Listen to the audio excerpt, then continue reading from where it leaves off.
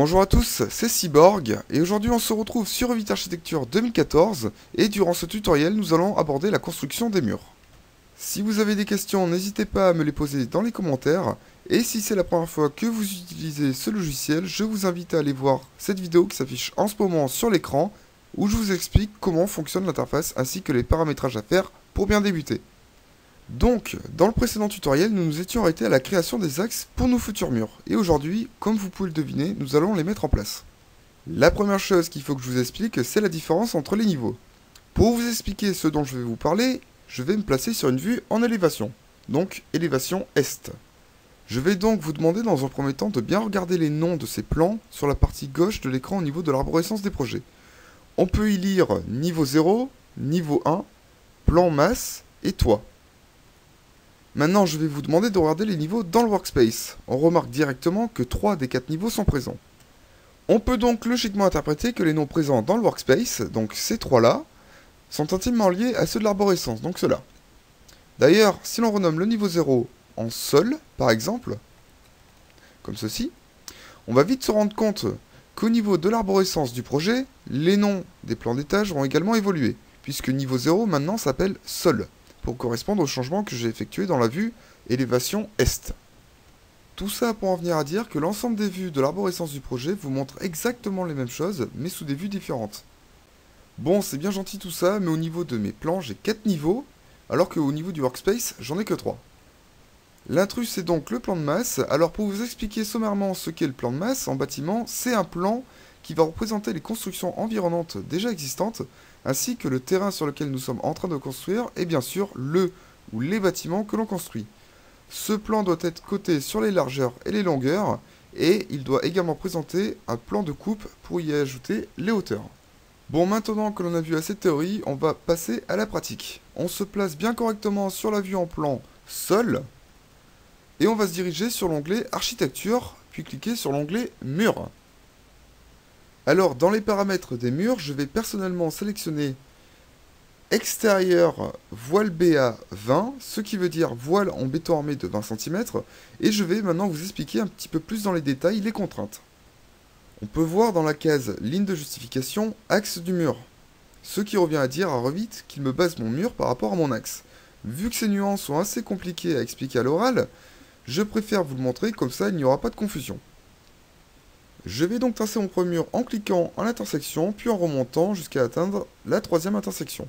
Pour échapper de ce mode, je vais donc appuyer sur la touche échappe, et on peut bien voir à ce niveau-là que la partie gauche est identique à celle de la partie droite.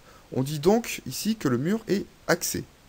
Maintenant, pour vous montrer les autres lignes de justification, je vais aller cliquer sur la case ligne de justification, et on peut y lire axe du mur, axe porteur, nu fini extérieur et intérieur, nu porteur extérieur et intérieur, et donc l'ensemble de ces justifications va nous permettre d'aligner nos murs correctement avec ceux que j'ai déjà créés.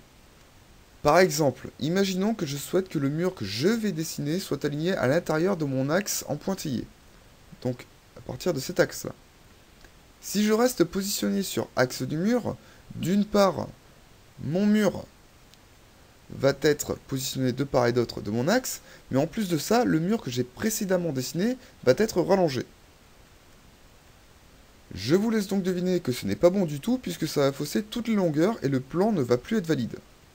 Pour pallier à ce problème-là, je vais donc dans un premier temps venir supprimer ce mur-là, et je vais venir dessiner un mur en changeant sa ligne de justification. Je vais donc placer la ligne de justification sur nu fini extérieur, je vais sélectionner un point d'attache, et je vais donc tracer un trait comme ceci. Et comme l'on peut le voir, cette fois-ci, mon mur a bien été aligné en dessous de mon axe, et le mur que j'avais dessiné précédemment n'a pas été modifié. Donc ça, c'était une petite introduction aux lignes de justification. Moi, pour un souci de rapidité dans ce tutoriel, je vais tout le temps rester sur axe du mur, puisque je ne respecte aucun plan, vu que c'est moi qui suis en train d'inventer la maison en direct. Donc je vais supprimer les murs en les sélectionnant avec un survol et en cliquant sur la touche Supr de mon clavier. Attention, il y a deux sortes de survol. Le survol en pointillé, comme ceci, et le survol en triplan, comme ceci. Le survol en pointillé permet de sélectionner tous les éléments que l'on survole, même s'ils ne sont pas totalement survolés. Alors que le survol en trait-plein, lui, ne sélectionne que les éléments qui seront totalement survolés. Donc je sélectionne mes murs en les survolant comme je viens de le faire à l'instant, et je les supprime en cliquant sur la touche Suppr de mon clavier. Je reviens donc sur l'onglet Architecture, puis je vais cliquer sur la commande Mur, et au niveau des propriétés, je vais aller sur Contrainte supérieure et lui indiquer jusqu'au niveau 1 pour indiquer à Revit que mon mur s'arrêtera au niveau 1. Ensuite, je remets la bonne ligne de justification, donc pour mon cas, ça sera axe du mur, et je vais rapidement vous expliquer à quoi servent les propriétés qui suivent. La contrainte inférieure permet de spécifier à quel niveau d'élévation doit commencer le mur. Pour mon cas, je veux qu'il débute à partir du sol, sinon il va flotter dans les airs. Le décalage inférieur, la commande juste en dessous de la contrainte inférieure, permet justement de faire remonter ou d'abaisser votre mur par rapport au niveau de l'élévation. Et enfin, la contrainte supérieure, c'est là où s'arrêtera l'arête supérieure de votre mur. Maintenant que je vous ai montré comment réaliser des murs, je vais les tracer pour l'ensemble de mon bâtiment. Donc bien sûr, je vais simplement tracer les murs extérieurs pour ce tutoriel.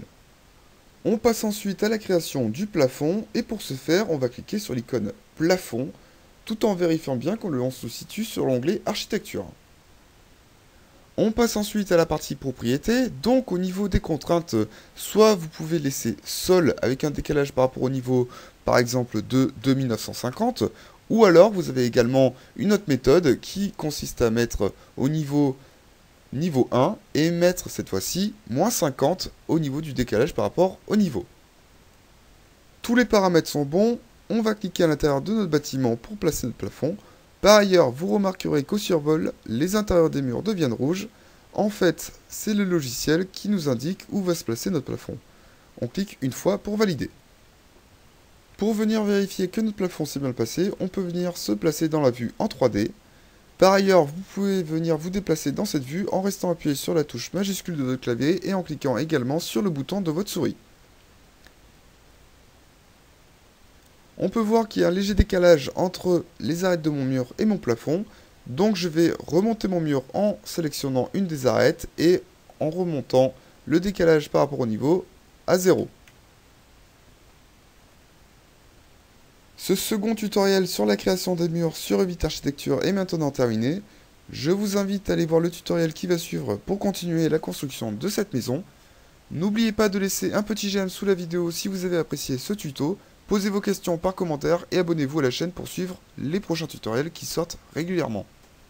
En attendant, je vous dis à bientôt pour le prochain tuto. Ciao tout le monde!